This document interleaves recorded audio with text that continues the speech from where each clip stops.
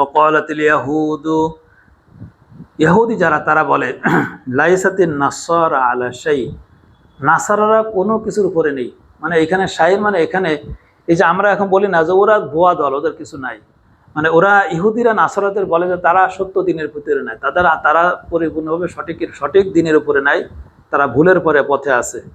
আবার ওয়াকালাতিন নাসারা লাইসাতিল ইয়াহুদ আলা শাই, আবার নাসারারা বলে কি ইহুদিরাও কোনো কিছুর উপরে নাই, তারাও কোনো সত্য মাযহাবের সত্যের অনুসারী না, তারা ভুল পথে আছে।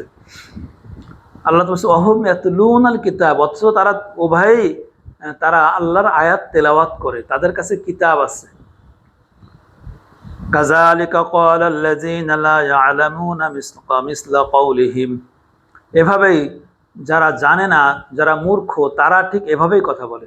কাযালিকা মানে এভাবে, ক্বালা বলে, আল্লাযীনা লা ইয়ালামুনা যারা জানে না, মিসলা কাওলিহিম এদের কথার মতো কথা বলে। আমরা এখানে একটা দেখেন, আমরা কোরআনের তাফসির করতে গেলে গতানুগতিক যারা তাফসির করে তারা একটা আয়াত পড়ে আর দুনিয়ার বিভিন্ন রকম কাহিনী বলে, ওই আয়াত সংশ্লিষ্ট কথাগুলোই বলে, এবার যে রাপ কথা বলে তা না।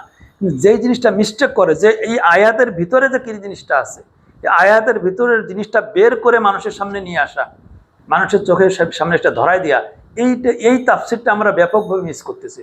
আর আমি এটা চেষ্টা করছি, আমি অতটা পারতেছি না, কিন্তু আমি চেষ্টা করতেছি, ইনশাল্লাহ সামনে আরো ভালো হবে ইনশাল্লাহ, আশা করি আস্তে আস্তে করে।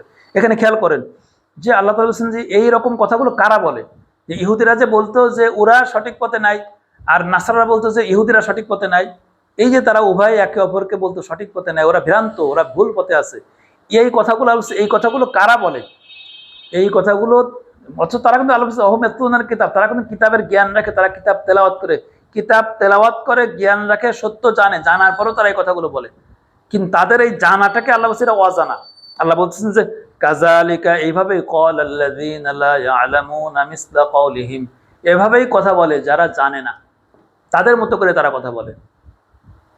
আজকে যারা মুসলমানদের দলে দলে ভাগ করতেছে, অমুকরে কাফের বলতেছে, অমুকরে মুনাফিক বলছে, অমুকরে এ যাবো, অমুক ভ্রান্ত, ওরা সহি আকীদায় নেই, এরা সব সহি আকীদায় আছে, ওরা সব ধ্বংস হয়ে গেছে, ওরা এরপরে নাই তারপরে নাই, এই যে কথাগুলো বলা হচ্ছে আল্লাহ বলছেন এই কথাগুলো ওদের মতো, এই কথাগুলো ধরন, এই কথাগুলো যে সমস্ত আলেমরা বলতেছে, যে সমস্ত সাধারণ মানুষ বলতেছে, আল্লাহ তাআলা তাদেরকে মনে করায় দিচ্ছে এই কথাগুলো তোমাদের পূর্বেও বলেছিল।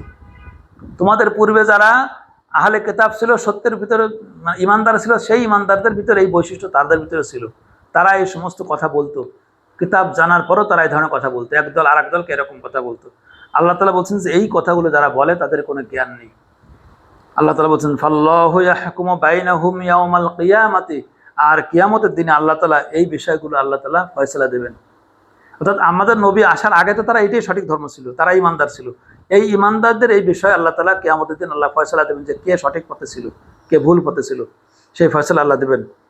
ফিমা কানু ফিহি ইয়াখতালিফুন, যে বিষয়ে তারা ইখতিলাফ করতো, যে আমরা যেরকম ইখতিলাফ করি, এইটা না এই মসলা না ওই মসলা, ওই মসলা না এই মসলা, এই যে ইখতিলাফ করি আমরা, এই ইখতিলাফের বিষয়ে চূড়ান্ত ফয়সালা আল্লাহ তাআলা কিয়ামতের মাঠে দেবেন।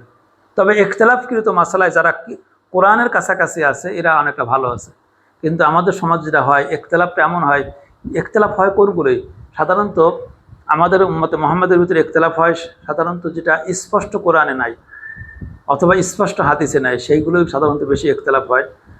এটা ইখতিলাফ করা ঠিক না, কারণ আছে যে বিষয়টা আল্লাহ তাআলা স্পষ্ট করেছেন সে বিষয়ের ভিতরে আমাদের জন্য কল্যাণ আছে, যে বিষয় আল্লাহ তাআলা অস্পষ্ট করেছেন সেই বিষয়ের ভিতরেও আমাদের কল্যাণ আছে, এটা বুঝতে হবে।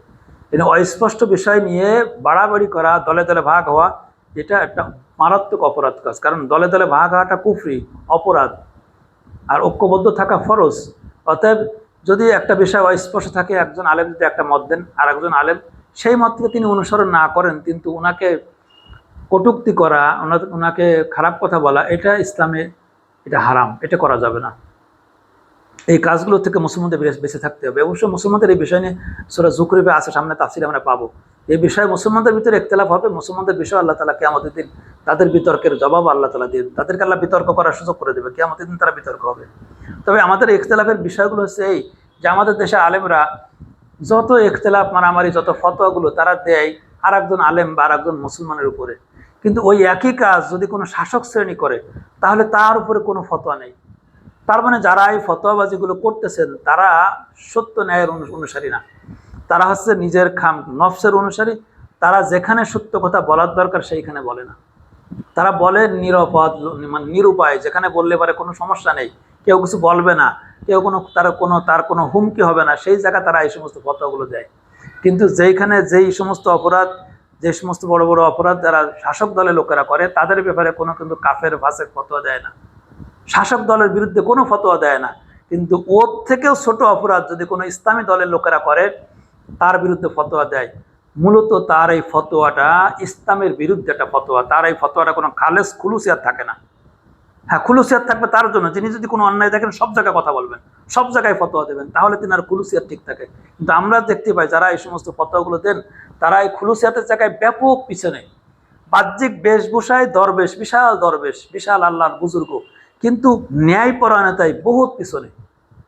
কথার ভিতরে নেকুল ও হুসনা, এই যে সুন্দর কথা বলতে হবে, ন্যায় ইনসাফ কথা বলতে হবে, সেই ন্যায় ইনসাফ কথা বলা আল্লাহর আদেশ। কোরআনে বারবার আল্লাহ বলছেন ন্যায় ইনসাফ কথা বলবা। এই ন্যায় ইনসাফ কথা বলার ক্ষেত্রে তারা এটা করে, তারা শাসকদের বেলায় বলে একরকম কথা, আর অসহায় বা দুর্বল মানুষের ভিতরে ব্যাপারে বলে আর এক রকম ফতোয়া। একই ফতোয়া, একজনের জন্য শাসক যদি হয় তাহলে তার জন্য নরম ফতোয়া, তারে তেল মালিশ করে ফতোয়া দেয়, আর যে শাসক যদি না হয় তাহলে তারে একবারে ফাসেক কাফের বানায় দেয়। এই আছে আলেমদের অবস্থা। এরা যত বড় দরবেশ সাজুক আর যত বড় কিতাবের পণ্ডিত হোক, এদের কিন্তু পরকালে চরম ধরা খেতে হবে। কারণ আল্লাহ বলছে এরা তো কিতাব পড়তো, এরা কিতাব জানতো। আগের যুগে যারা এই কাজ করছে তারাও কিতাব জানতো, তারা এই কিতাব জানে এই কাজ করছে। এখনকার যুগে যারা এই কাজ করছে এরা সব কিতাব জানে, আর কিতাব জানে মুসলমানদেরকে এভাবে ফতোয়া দিয়ে ভাগ ভাগ করে রাখছে। আল্লাহ তাআলা এদের সকলকে হিদায়াত দান করুক বলে আমিন। এরপর